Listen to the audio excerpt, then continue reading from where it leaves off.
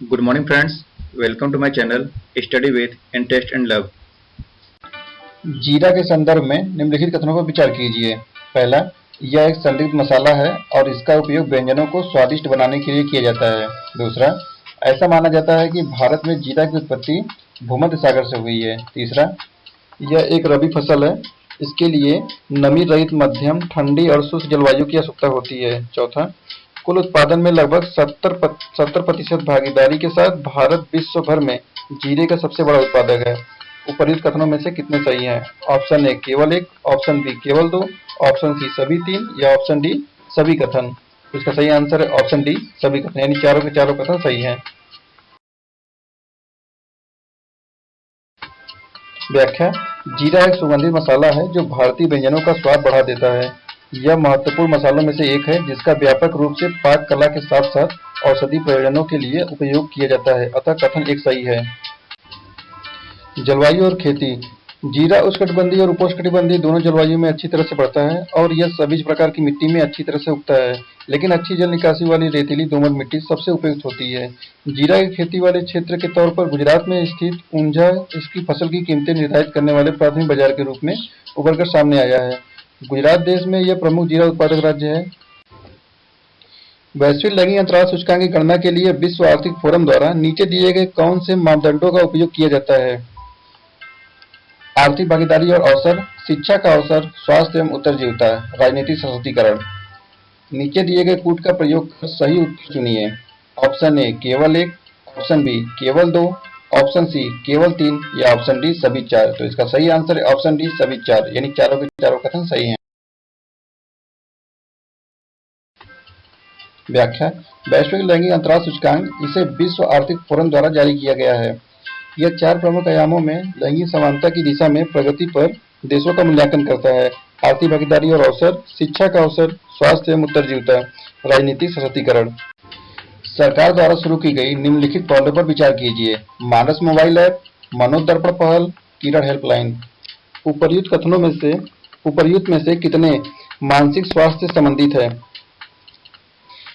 Option A केवल एक, option B केवल दो, ऑप्शन सी सभी तीन या ऑप्शन डी इनमें से कोई नहीं। तो इसका सही आंसर है ऑप्शन सी सभी तीन, यानी तीनों कथन सही हैं। व्याख्या, चिंता, विकार, मानसिक स्वास्थ्य को संबोधित करने के लिए सरकार द्वारा की गई पहल किरण हेल्पलाइन। वर्ष 2020 में सामाजिक न्याय और अधिकारिता मंत्रालय ने मानसिक स्वास्थ्य सहायता प्रदान करने के लिए 24x7 टोल फ्री हेल्पलाइन किरण की शुरुआत की। मनोदर्पण पहल, इसका उद्देश्य कोविड-19 महामारी के दौरान छात्रों, शिक्षकों और परिवार के सदस्यों को मनोसामाजिक सहायता प्रदान करना है। मानस मोबाइल ऐप, भारत सरकार ने वर्ष 2021 में सभी आयु समूहों में मानसिक कल्याण को बढ़ावा देने के लिए मानस यानी मानसिक स्वास्थ्य और सामान्य स्थिति संवर्धन प्रणाली लॉन्च किया।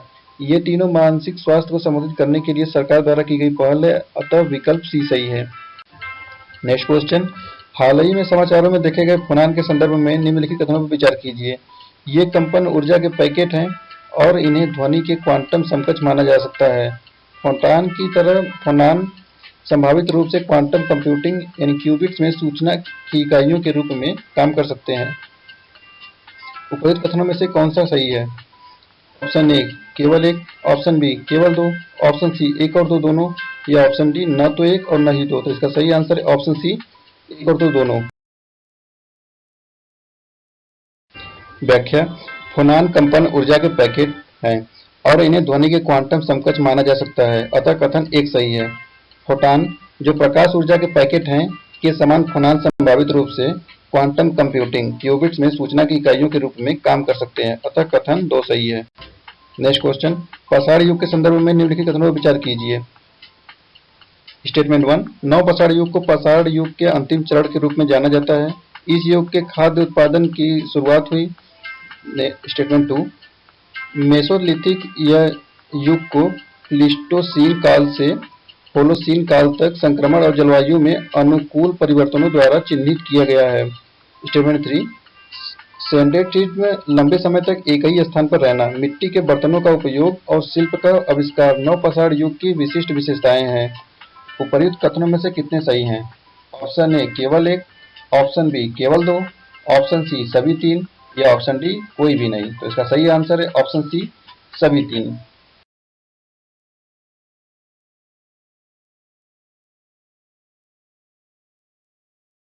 व्याख्या। पसार युग। पूरा पसार युग मुख्यतः यह एक शिकारी प्रवृत्ति की है और खाद्य संचय करने वाली संस्कृति मानी जाती है। पूरा पसार कालीन उपकरणों में धारदार पत्थर, चापर, हाथ की कुल्हाड़ी, खुरचनी, भाला, धनुष और तीर आदि शामिल है तथा ये आमतौर पर कठोर क्वार्टजाइट चट्टान से बने होते थे। I would love to hear from you. What are your thoughts on today's topic? Thanks for watching.